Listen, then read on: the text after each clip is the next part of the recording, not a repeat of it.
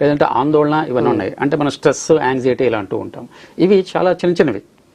కానీ స్ట్రెస్ మీద చాలా మంది చాలా రకాలుగా కౌన్సిలింగ్ అని, మెడిసిన్స్ అని, యోగా అని ఎన్నో రకాలుగా వెళ్తుంటారండి. ఆ స్ట్రెస్ అంటే ఏంటో కూడా అర్థం కాదు ఒక్కోసారి. అంటే ఒక్కొక్కరు ఒక్కొక్క పద్ధతిలో చికిత్స ఇవ్వడానికి ట్రై చేస్తారు మేడం, ఒక్కొక్క రెమెడీ ఇవ్వడానికి ట్రై చేస్తుంటారు. బీయింగ్ ఏజ్ సైకాలజిస్ట్ ఏంటంటే కౌన్సిలింగ్ ఇస్తాం మేము. ఓకే, సైకాలజిస్ట్గా మా పని కౌన్సిలింగ్ ఇవ్వటము. అలాగే ఆ స్ట్రెస్కి కారణాలని అంటే స్ట్రెస్సెస్ అంటారండి.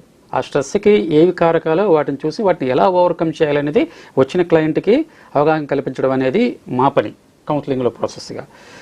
అయితే ఇక్కడ ఏంటి ఇలాంటి సమస్యలకు కూడా అంటే ఏంటి సైకలాజికల్ కౌన్సిలింగ్తో సమస్య పోయే సమస్యలు కూడా కొంతమంది అంటే అవగాహన రాహిత్యంతో సైకాట్రిస్ట్ దగ్గరికి వెళ్తారు.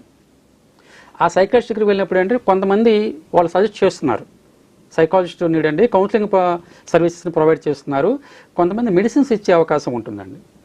అది కొంత ఇబ్బందికరమైన పరిస్థితి. అలాగే మెడిసిన్స్ అవసరమైన వాటికి సైకాలజిస్ట్ దగ్గరికి వస్తున్నారు. ఈ సైకాలజిస్ట్ దగ్గరికి వచ్చినప్పుడు వీళ్ళు కూడా గైడ్ చేయాలి. అంటే ఇది మా లిమిట్స్లో లేదండి, బియాండ్ అవర్ లిమిట్స్, మేము మెడిసిన్ ఇవ్వకూడదు, మీరు సైకాలజిస్ట్ దగ్గరికి వెళ్ళాలనేది చెప్పగలగాలి. కొన్ని సందర్భాల్లో అది జరగట్లేదు. దానివల్ల అంటే కొన్ని సందర్భాల్లో కొన్ని ఇబ్బందులు వచ్చే అవకాశం ఉంటుందండి. అయితే దీనికి ఎలా మనం పరిష్కారం ఏంటంటే ఒకే ఒక పరిష్కారం ఏంటంటే ప్రజల్లో అవగాహన రావటం. అంటే సైకియాట్రిస్ట్ ఏం చేస్తారు, సైకాలజిస్ట్ ఏం చేస్తారు, క్లినికల్ సైకాలజిస్ట్ ఏం చేస్తారు అనే ఒక అవగాహన వస్తే ప్రజల్లో, అప్పుడు వాళ్ళ సమస్యను బట్టి ఎవరి దగ్గరికి వెళ్ళాలనేది వాళ్ళకు ఒక ఐడియా వస్తుంది. వాళ్ళని ఆ కన్సల్ట్ పీపుల్ని అప్రోచ్ అయ్యే అవకాశం ఉంటుందండి. సో ముందు అవగాహన కల్పించాలి. అసలు కౌన్సిలింగ్